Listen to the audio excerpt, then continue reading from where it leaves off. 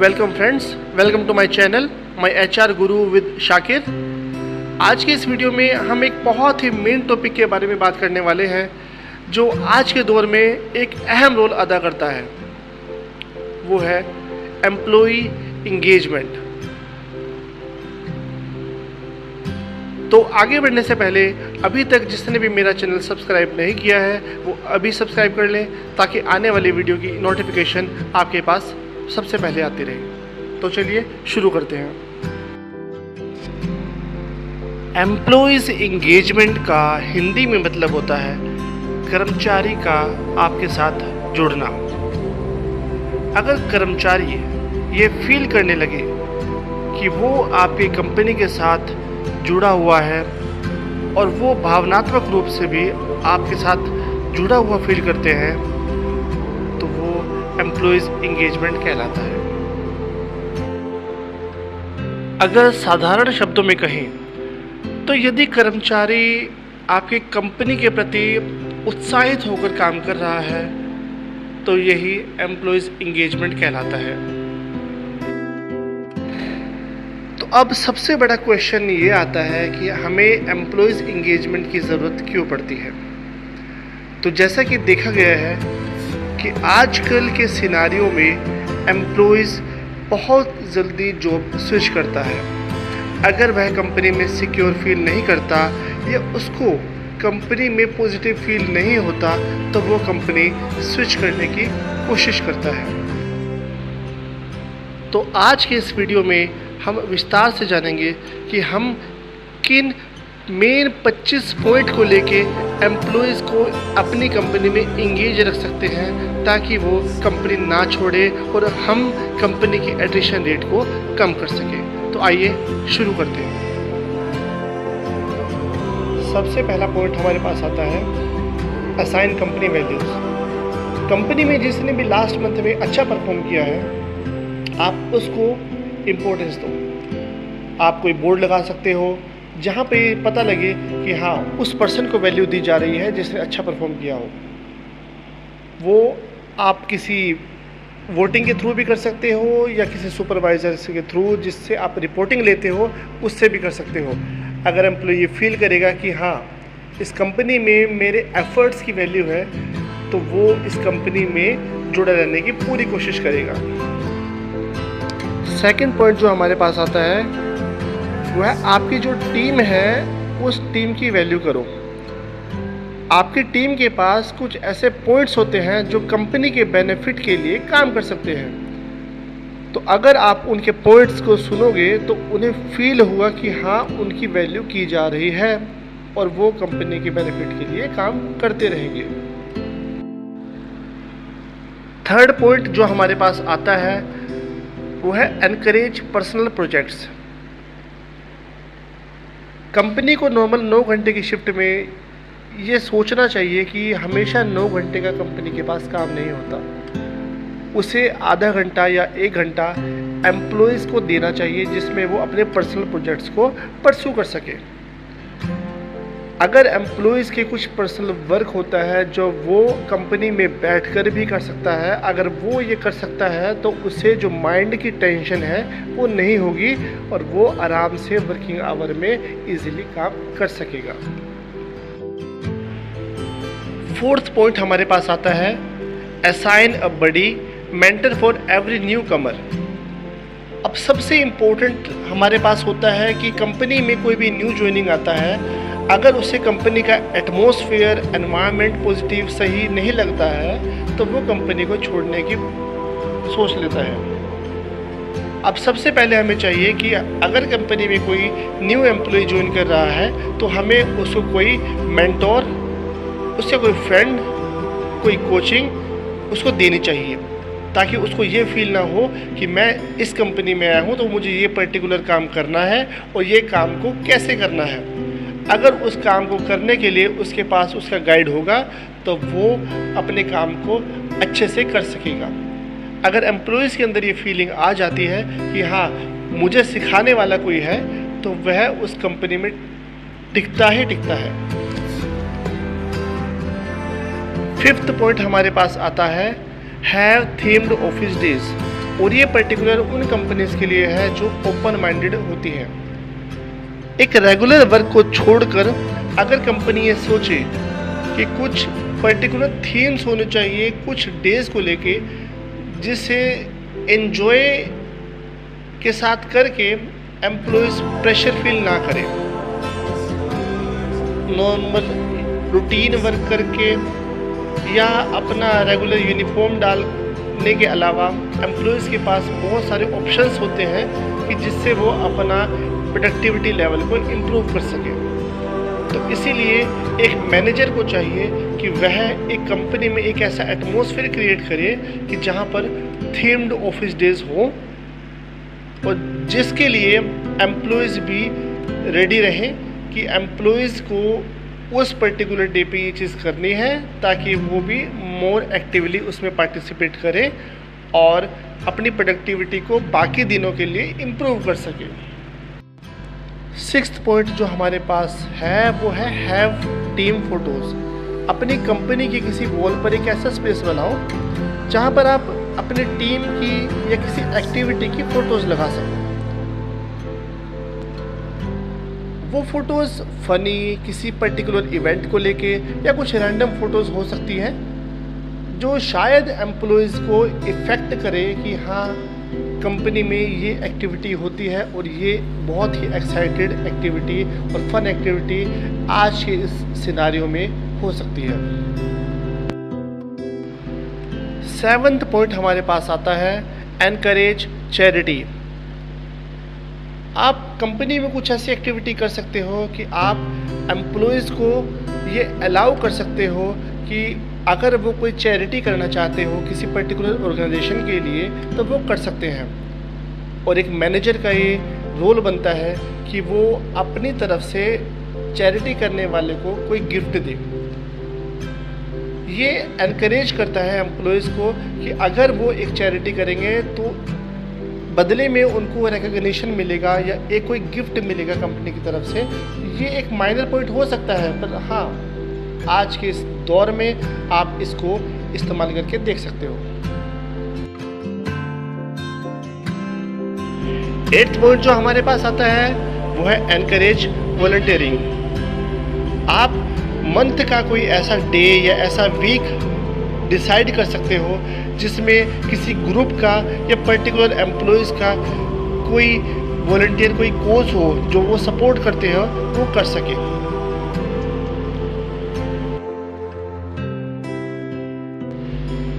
Ninth point जो I think main point आता है एम्प्लॉयज़ इंगेजमेंट के लिए, वो आता है रेज सैलरी। एक रीसेंट ट्रेंड में देखा गया है कि अगर एम्प्लॉयज़ की सैलरी नहीं बढ़ती या जो उनके आसपास के एम्प्लॉयज़ होते हैं उनकी सैलरी उनसे ज़्यादा होती है तो एम्प्लॉयज़ के माइंड में ये फीलिंग आती है कि हमारी थोड़ी अर्निंग कैपेसिटी कम है, इसलिए अगर हम उनका सैलरी स्टैंडर्ड बढ़ा दें, उनके सैलरी कुछ परसेंट इंक्रीज़ कर दें तो एम्प्लॉयज़ को अच्छा फील होगा और एम्प्लॉयज़ उस कंपनी में ज़्यादा दिन टिकेंगे।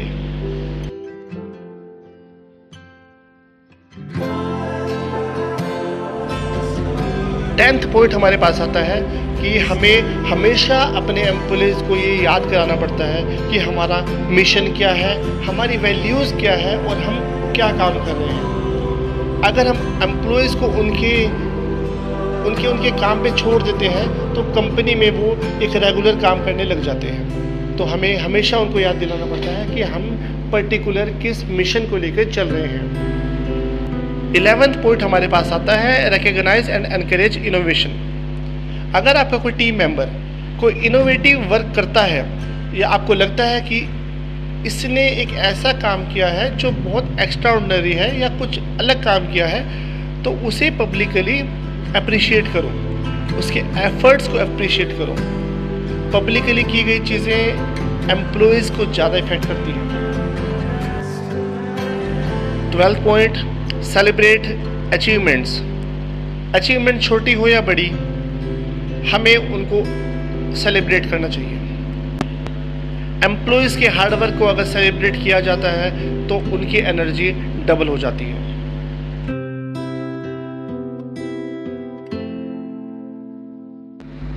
13th नंबर पॉइंट जो है सेलिब्रेट पीपल। अब हमारे एम्प्लॉयज़ के जो छोटे छोटे मोमेंट्स होते हैं, चाहे उनका बर्थडे होता है, उनका वेलकम, प्रमोशन, रिटायरमेंट होती है, हमें उनको सेलिब्रेट करना चाहिए। एक छोटा सा सेलिब्रेशन उनके वर्क प्रोडक्टिविटी को एनकरेज कर सकता है। 14th point suggestion box. अपनी कंपनी में एक सजेशन बॉक्स ज़रूर रखें, जिससे कंपनी में अगर एम्प्लॉयज़ को कोई सजेशन देना हो कंपनी को, या कोई कंप्लेंट हो, तो वो उस सजेशन बॉक्स को यूज़ कर सके। और उस सजेशन बॉक्स का फीडबैक हर मैनेजर को चाहिए कि वो उस फीडबैक को उस एम्प्लॉयज़ तक, या अगर कोई एम्प्लॉय अपना नाम नहीं लिखता तो वह फीडबैक उसको ज़रूर दे। 15th पॉइंट जो हमारे पास है वो है एक अनयूजुअल एम्प्लॉयज़ इंगेजमेंट आइडिया। वो हो सकता है कि आप किसी एम्प्लॉई को या एम्प्लॉयज़ के पास जो उनके टी कप्स होते हैं या मग्स होते हैं वो उनको कलर्ड प्रोवाइड करवा दें, या जो एयर फ्रेशनर है वो उसको चेंज कर दें। अगर एक ऑसम एयर फ्रेशनर होती है तो एम्प्लॉयज़ एंटर करते ही एक अच्छा फील करने लग जाता है।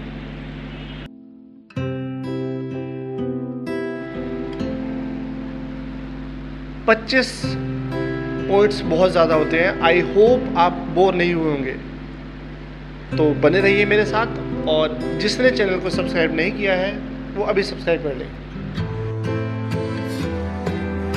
16th पॉइंट हमारे पास आता है रिस्पेक्ट। एम्प्लॉयज़ को चाहिए रिस्पेक्ट। तो अगर कंपनी में एम्प्लॉय काम कर रहा है और उसको वहाँ पर रिस्पेक्ट नहीं मिल रही है, तो कंपनी में वो एम्प्लॉय ज़्यादा दिन नहीं सरवाइव करेगा। तो गिव एंड टेक एक बेटर ऑप्शन है कि आप गिव रिस्पेक्ट, टेक रिस्पेक्ट। आप एम्प्लॉयज़ के साथ अच्छा बिहेव करिए ताकि वो कंपनी में आपके साथ जुड़ा रहे। 17th पॉइंट है अपने एम्प्लॉयज़ को एम्पावर कीजिए, उन्हें डिसीजन मेकर बनाइए। अगर कंपनी में आप सिर्फ रिस्पॉन्सिबिलिटीज़ दोगे और उनको डिसीजन पावर नहीं मिलेगी तो उनकी वर्किंग कैपेसिटी कम हो जाएगी।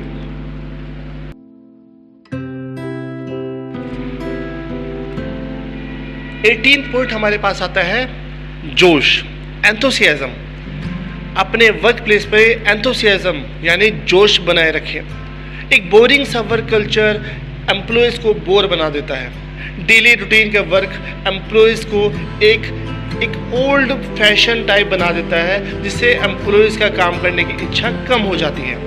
अगर कंपनी के एनवायरनमेंट में आप एक जोश पैदा करेंगे तो एम्प्लॉयज़ आपके बड़े एंथुसियाज्मली वर्क करेंगे।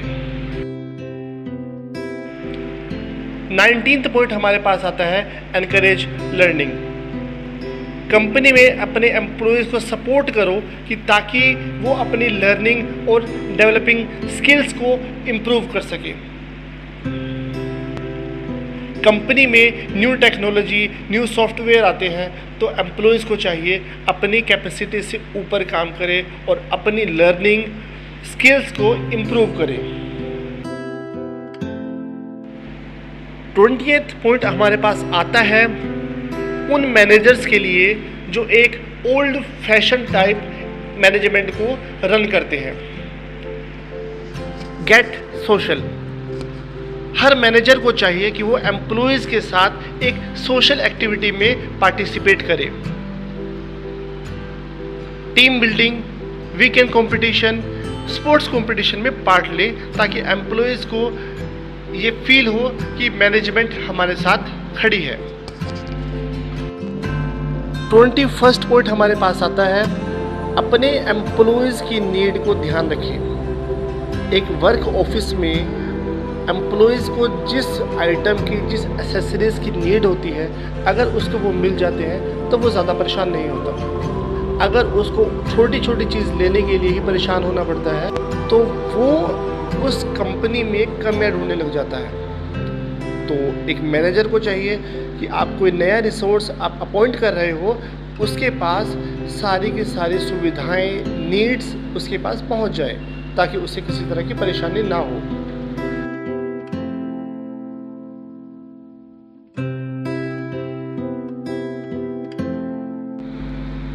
22nd पॉइंट हमारे पास आता है कि आप अपनी ऑर्गेनाइजेशन के अलावा किसी ऐसे पर्सन से ज़रूर कंसल्टेशन करें जिसको पता हो कि एम्प्लॉयज़ इंगेजमेंट कैसे कर सकते हैं। हमेशा आप अपनी मैनेजमेंट पे डिसाइड मत करो कि एम्प्लॉयज़ इंगेजमेंट हमारे लिए बेस्ट प्रैक्टिस है। हो सकता है आपके पास कुछ ऐसे पर्सन मिले या कुछ दूसरी मैनेजमेंट आपको मिले जो एम्प्लॉय इंगेजमेंट को बहुत अच्छे से जानते हो, तो उनसे कंसल्टेशन लेना, उनसे सलाह लेना कोई गलत बात नहीं है। 23rd पॉइंट भी आपके 22nd पॉइंट जैसा ही है कि आप बाहर के पीपल से कंसल्टेशन करते हो कि एम्प्लॉय इंगेजमेंट कैसे कर सकते हैं। सेम आप अपने एम्प्लॉयज़ से भी कंसल्टेशन कर सकते हो कि एम्प्लॉय इंगेजमेंट में वो क्या ऐड कर सकते हैं। अपने एम्प्लॉय से आप कुछ ऐसे एसेंशियल पॉइंट ज़रूर लेंगे जो आप अपने मैनेजमेंट में एनफोर्स कर सकते हो अपनी एम्प्लॉय इंगेजमेंट को इम्प्रूव करने के लिए।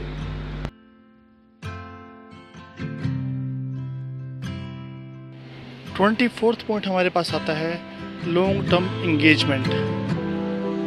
एम्प्लॉयज़ इंगेजमेंट एक शॉर्ट टर्म प्रोसेस नहीं है।